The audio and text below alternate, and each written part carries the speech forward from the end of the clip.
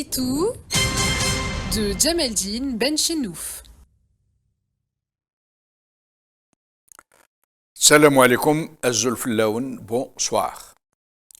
La cité idéale est un mythe, mais force est de reconnaître que toutes les sociétés ne se valent pas.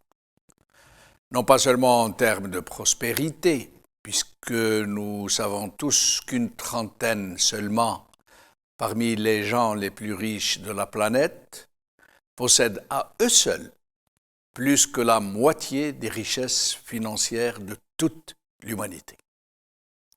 1% des plus grosses fortunes de la planète sont plus importantes que la richesse de 90% de la population mondiale, soit près de 7 milliards d'êtres humains. 1%. La moitié des êtres humains dans le monde, soit 4 milliards de personnes, vivent avec moins de 5 dollars par jour. La pauvreté est généralement endémique, confinée aux pays dits du Sud, même si en Occident aussi, de très larges couches de la société sont quasiment livrées à elles-mêmes dans des systèmes parmi les plus riches du monde. Pourtant, où la solidarité sociale est quasiment inexistante et où les gens meurent faute de soins appropriés. Il faut le dire. C'est le cas, par exemple, de la plus grande puissance mondiale, les États-Unis d'Amérique.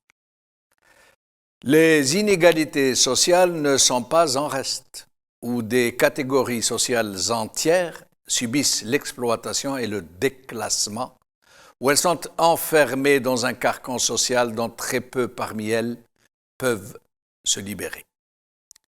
Les inégalités entre le sud et le nord de la planète ne sont pas moins choquantes.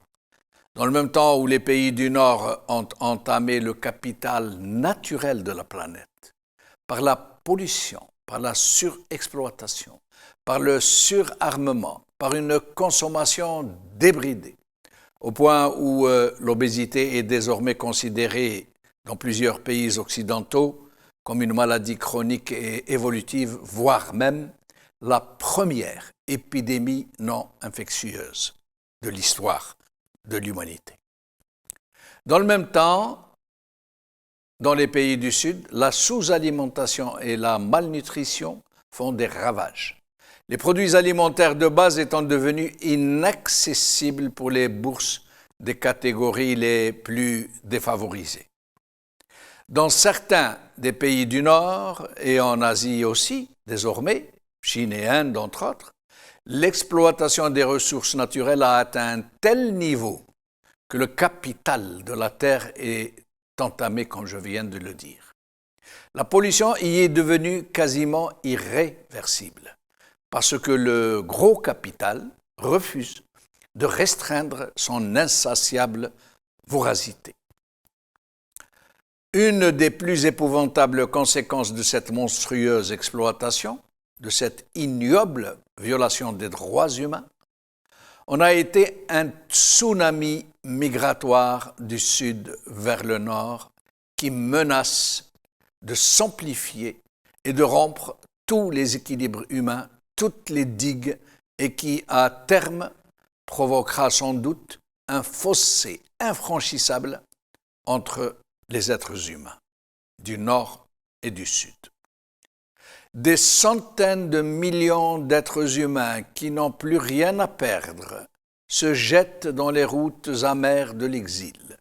Ils s'arrachent à leur famille, souvent dans le but de pouvoir subvenir à leurs besoins, mais qui ne reverront souvent plus jamais.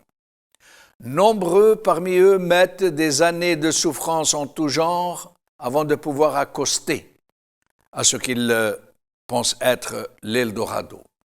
Nombreux parmi eux périssent en mer et un peu partout dans les territoires qu'ils traversent.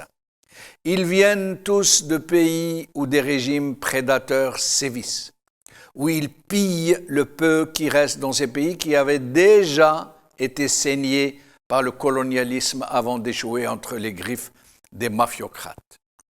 Les chanceux parmi ces migrants qui sont parvenus à leur but émerveillé par le niveau de vie de ces pays de cocagne, par ces bouteilles d'eau limpide, par les soins qui y sont prodigués sans discrimination et par la situation de rêve des habitants de ces pays, ne tarde pas néanmoins à déchanter, parce qu'ils n'ont que très peu de chances d'être régularisés, de pouvoir trouver un travail convenable, d'être logés. Dans ces pays d'accueil, ils deviennent souvent des sans domicile fixe, des proies idéales pour les exploiteurs en tout genre et les boucs émissaires de racistes qui les utilisent en fond de commerce électoral au sein d'une société épouvantée par ce raz-de-marée de la misère et qui découvre l'ampleur des dégâts où circulent les thèses racistes du grand remplacement. Les droits humains, c'est aussi ce sinistre aspect de l'humanité souffrante dont nous ne parlons pas suffisamment et qui cristallisera très certainement, et plus tôt qu'en pense, le monde de demain.